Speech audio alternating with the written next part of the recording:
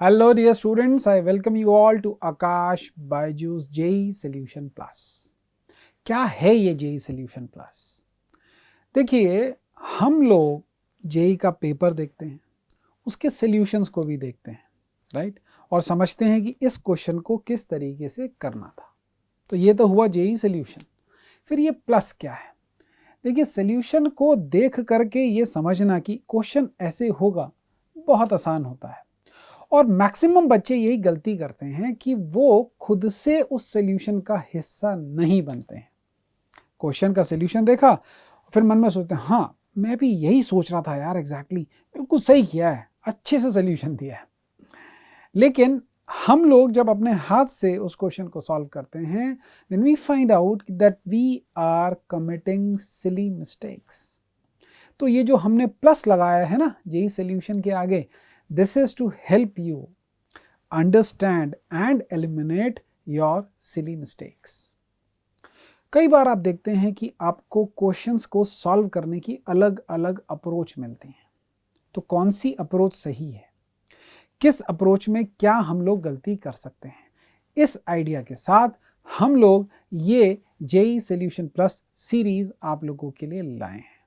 Idea यही है कि by the end of the series आप लोग ये जो सिली मिस्टेक करते हैं और इतने इंपॉर्टेंट मार्क लूज कर देते हैं, वो आप लूज ना करें और आपकी रैंक और अच्छी हो जाए। जिस बच्चे को मैकेनिकल मिल रही है शायद वो इलेक्ट्रॉनिक्स तक पहुंच जाए, और जिसको इलेक्ट्रॉनिक्स इंजीनियरिंग की ब्रांच मिल रही है शायद वो कंप्यूटर साइंस तक पहुंच जाए, right. So with this aim let us start this JEE solution plus. तो मैं क्या करूंगा, मैं क्वेश्चन पिक करूंगा, उसकी अलग अलग अप्रोच आपके साथ डिस्कस करूंगा, उसमें से कुछ गलत होगा कुछ सही होगा। आप लोगों को कमेंट सेक्शन के अंदर मुझे बताना होगा कि कौन सी अप्रोच सही है। अगर मैंने एक ही अप्रोच रखी तो मैं जानबूझकर उसके सॉल्यूशन में कुछ गड़बड़ कर दूंगा।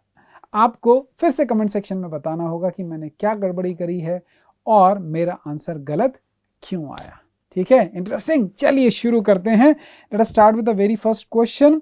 The first question that we have on screen is calculate the pH of 10 raised to power -8 molar HCl। pH निकालना आप सभी लोगों को आता है। You know very well that pH is equal to negative times log of H3O plus concentration, right. ठीक है, ऐसे करते हैं हम लोग। ग्रेट। अब क्या क्या अप्रोच हम लगा करके इस क्वेश्चन को सॉल्व कर सकते हैं। ठीक है, चलिए शुरू करते हैं। पहली अप्रोच, सर बड़ा सिंपल क्वेश्चन है, हमें दिया ही क्या हुआ है, we are given 10 raised to power -8 molar HCl।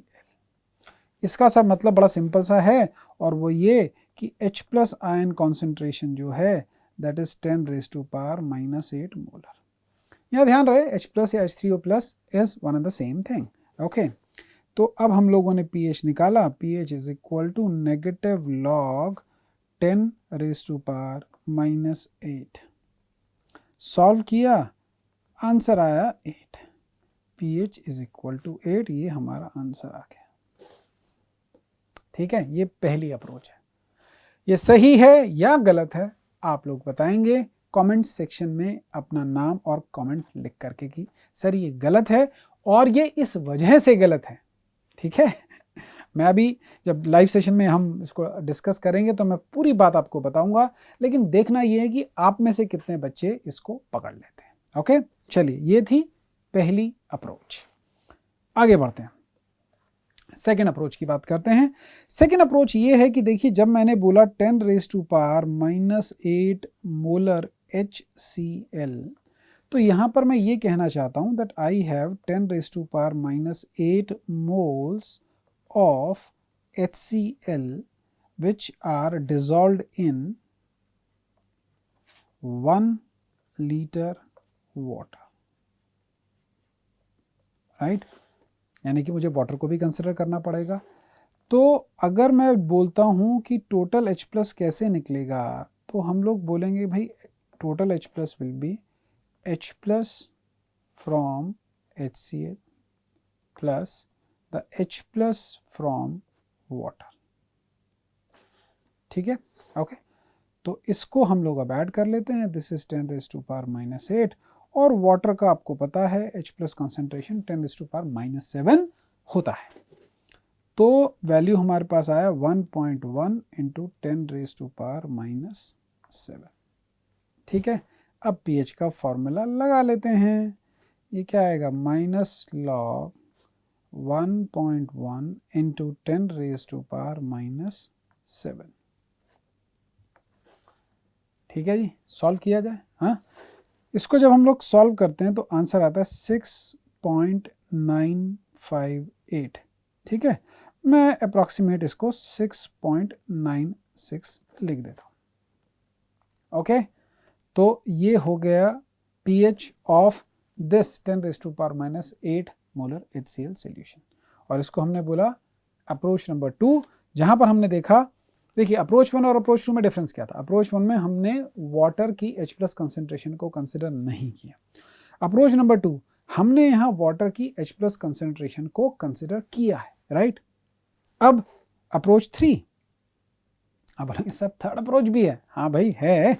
अच्छा, थर्ड अप्रोच क्या है, देखिए वाटर जो है प्यारे बच्चों, ये तो एक वीक इलेक्ट्रोलाइट होता है, इजंट इट।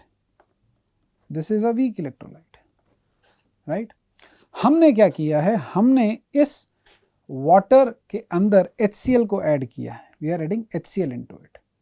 और HCl क्या है प्यारे बच्चों, तो आप बोलेंगे सर HCl तो स्ट्रॉन्ग इलेक्ट्रोलाइट है। HCl is a strong electrolyte. अच्छा, वाटर के बारे में आप क्या कहेंगे, वाटर स्ट्रॉन्ग है या वीक है? तो आंसर है सर वाटर तो वीक इलेक्ट्रोलाइट होता है। स्ट्रॉन्ग इलेक्ट्रोलाइट डाल रहे हैं हम लोग वीक इलेक्ट्रोलाइट। कोई इफेक्ट याद आ रहा है? बोलो, मुझे एक इफेक्ट याद आ रहा है, बताओ सही बोल रहा हूँ कि गलत बोल रहा हूँ। कॉमन आयन इफेक्ट, मतलब जब हम लोग एक वीक इलेक्ट्रोलाइट में एक स्ट्रॉन्ग इलेक्ट्रोलाइट डाल देते हैं तो वीक इलेक्ट्रोलाइट का जो डिसोसिएशन है वो सप्रेस हो जाता है, रिएक्शन बैकवर्ड डायरेक्शन में जाता है। यानी कि ये जो वाटर का डिसोसिएशन है ये सप्रेस हो जाएगा और रिएक्शन बैकवर्ड डायरेक्शन में जाएगा। ओके, यानी मुझे यहाँ पर वाटर का H प्लस कॉन्सेंट्रेशन कंसिडर तो करना ही है, लेकिन साथ ही साथ मुझे कॉमन आयन इफेक्ट को भी कंसिडर करना पड़ेगा, राइट। अब देखिए, मैं यहां पर कॉन्सेंट्रेशंस लिखता हूं। H2O is giving H plus plus OH minus. In a neutral solution, the concentration of H plus and OH is 10⁻⁻7, right? अब मैंने इसमें ऐड किया है 10⁻⁻8 मोलर HCl, ये हमने ऐड कर दिया। अब जब आपने कुछ ऐड किया है प्रोडक्ट साइड पर तो रिएक्शन किस तरफ जाएगा? आप बोलेंगे सर रिएक्टेंट साइड पर जाएगा। तो चलिए -x, इसको भी -x कर देते क्योंकि रिएक्शन बैकवर्ड डायरेक्शन में गया। तो अब फाइनली मेरे पास H प्लस कॉन्सेंट्रेशन कितना आया? मेरे पास ये कॉन्सेंट्रेशन आता है 10⁻⁻8 प्लस 10⁻⁻7 x। हाँ, ये 10⁻⁻7 x को y लिखें अगर हम लोग तो ये आ जाएगा 10⁻⁻8 प्लस y, और OH minus ion will be y।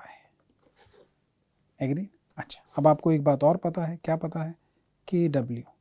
KW is H plus concentration multiplied by OH minus ion concentration, और उसका वैल्यू कितना होता है? 10⁻⁻14।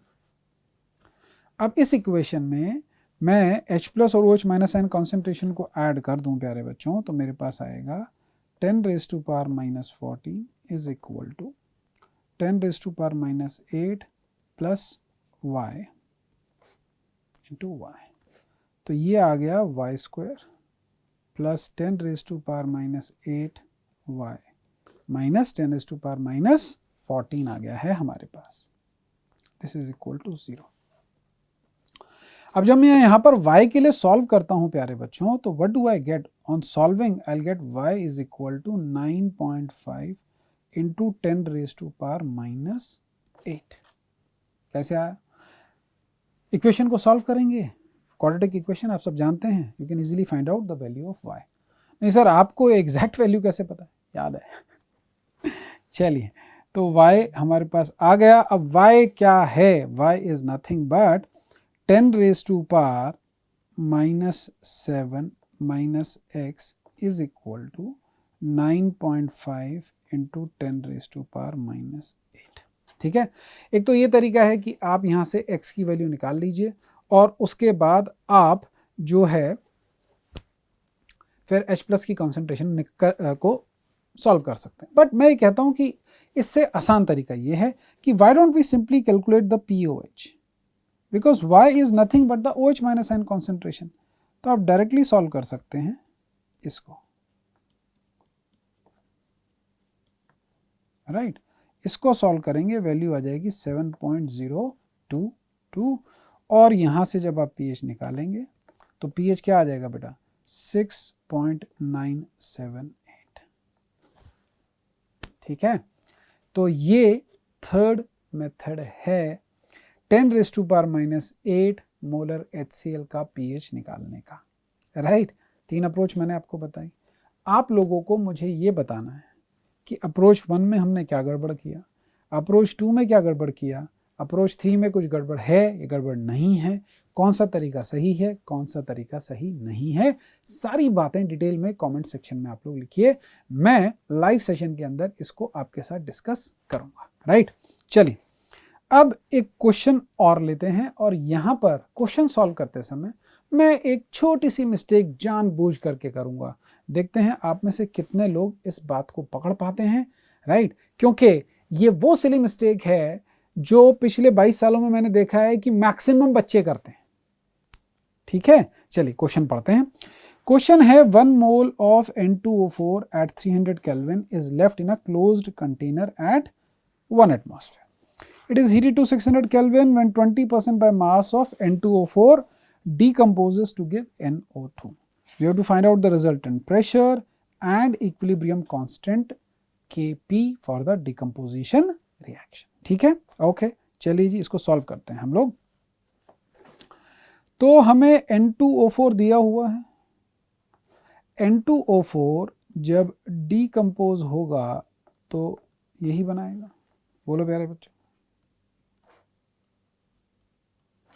यही बनाएगा। ठीक है, ओके। अब हम लोगों को प्रेशर दिया गया था इनिशियली कितना, 1 एटमॉस्फेयर।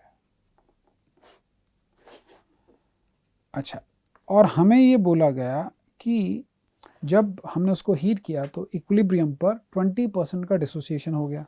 तो 1 का 20% डिसोसिएशन मतलब क्या, 0.2, यानी कितना बचा आपके पास, 0.8 एटमॉस्फेयर। अब देखिए 1 mole of N2O4 forms 2 moles of NO2, तो 0.2 will form 2 into 0.2 which is nothing but 0.4 atmospheres। ठीक है, अब यहां से हम लोग टोटल प्रेशर निकाल लेते हैं। तो P total is partial pressure of N2O4 plus partial pressure of NO2 which is going to give us 0.8 plus 0.4 which is equal to 1.2 atmospheres। ठीक है जी, this is the first part which we had to calculate, right। अब बात कर लेते हैं हम लोग Kp की। Kp will be partial pressure of NO2 whole square by partial pressure of N2O4। Agreed, value add करते हैं यहाँ पर, तो ये हो गया 0.4 whole square by 0.8। okay, so on solving we will get 0.4 into 0.4 by 0.8, this goes 2, so we get 0.2 atmosphere। so this is the second answer my dear students। okay, तो इस क्वेश्चन के अंदर कुछ तो गड़बड़ है दया, बस आपको वो गड़बड़ ढूंढनी है, फिर आप ACP सैलून के बन जाएंगे। ठीक है, चलिए देखते हैं कितने लोग यहाँ पर जो गड़बड़ी है उसको पकड़ सकते हैं, क्योंकि ये गलतियां पकड़ना अगर आपने सीख लिया तो प्यारे बच्चों आईआईटी का रास्ता धीरे धीरे धीरे और खुलता चला जाएगा, आपके लिए अंदर जाना और आसान हो जाएगा। राइट। सो डियर स्टूडेंट्स, मैं आप लोगों से मिलता हूं लाइव सेशन के अंदर। तब तक ज़्यादा से ज़्यादा कमेंट्स में मुझे बताएं कि इन 2 क्वेश्चंस में क्या गड़बड़ी है। Right. See you in the live session. Bye bye for now.